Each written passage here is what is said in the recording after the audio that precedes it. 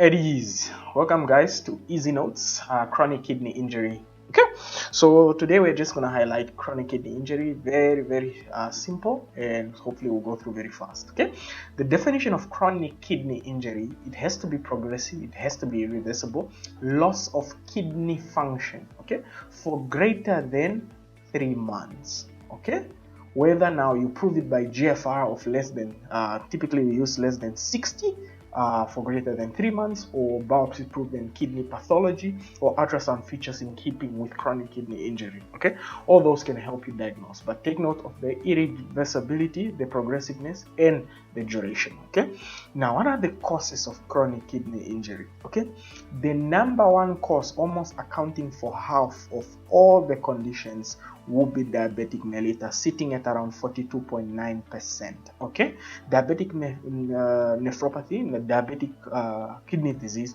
will be the most common cause of chronic kidney disease. Okay, then the next one in our setting will be probably hypertension. Okay, it sits at almost 30%, around 26.4%. Okay, hypertension is the second most common. Okay, then the rest will be rare. Okay, glomerulonephritis. Okay, other unknown. Okay, interstitial nephritis. Okay, patients with pyelonephritis, in around 4% of cases they can get chronic kidney disease. Okay, whether polycystic kidney disease or hereditary or congenital abnormalities. Okay, secondary glomerulonephritis from whatever cause, okay, or some kind of vasculitis. Okay, and finally, the moment you have any cause of acute kidney injury, okay, that is prolonged, or you delay treatment of acute kidney injury, you will risk causing chronic kidney injury. So that's very useful to know. Okay, now another thing that I want to highlight is that you need to know that African American, okay, and black people are probably the most prone people to chronic kidney injury. Okay, may have to deal with socioeconomic status. Okay, perhaps because their diabetes or hypertension is not well managed, or we don't know, but that would be one of the cardinal risk factors. Okay, so there I'm highlighting the stages of CKD. Okay, you can see stage 1 by GFR is greater than 90. Stage 2 is 60 to 89 mils per minute per 1.73 meters squared.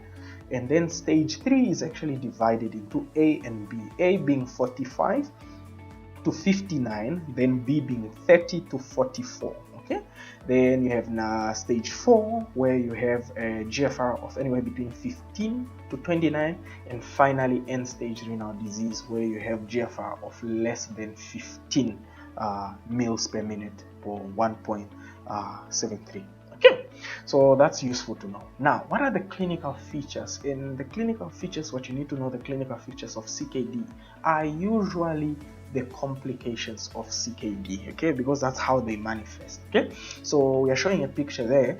Cardiovascular, always remember that hypertension will probably be the most important one, and this is due to salt and water retention, okay, because of your RAS system, right?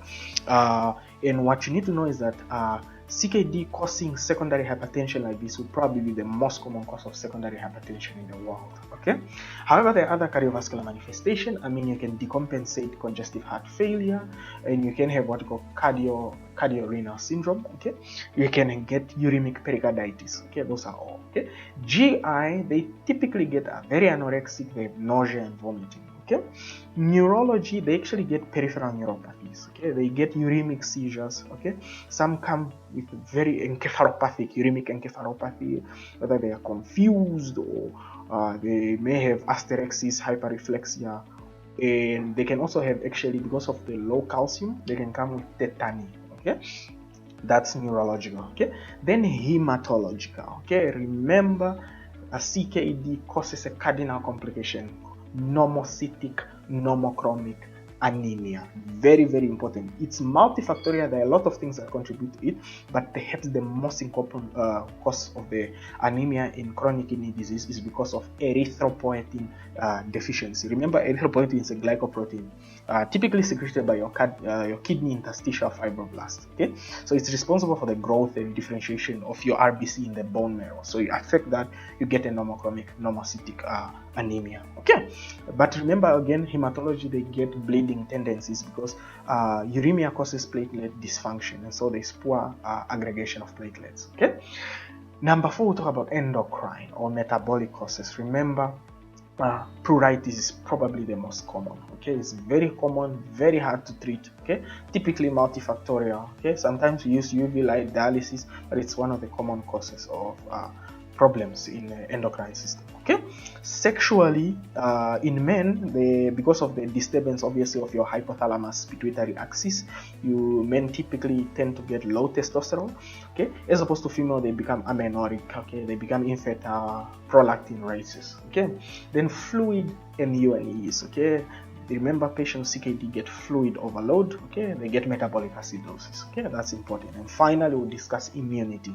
Remember, uremia inhibits immunity. Okay, your immune system is inhibited by the uremia.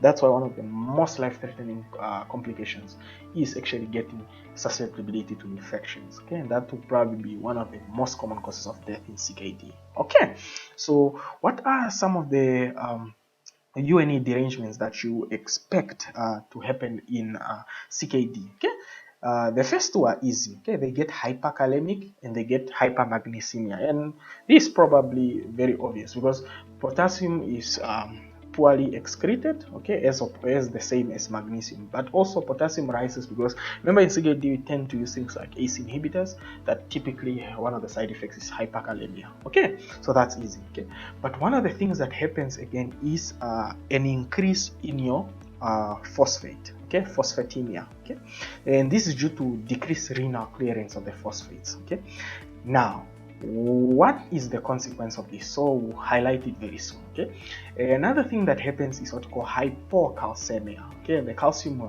reduces, and we'll explain right now, okay, why that happens. Okay, and finally they get metabolic acidosis. Okay, so how does the whole system work? Okay, what happens? Okay, when you have poor clearance of your phosphate, obviously you have hyperphosphatemia. Okay, that's obvious. But what will hyperphosphatemia do? It will obviously decrease your renal production of your active vitamin D. Okay, and remember, vitamin D is responsible for your absorption of your calcium, and so obviously if you don't have an active vitamin D, your calcium starts dropping, hence they get hypocalcemia and hyperphosphatemia.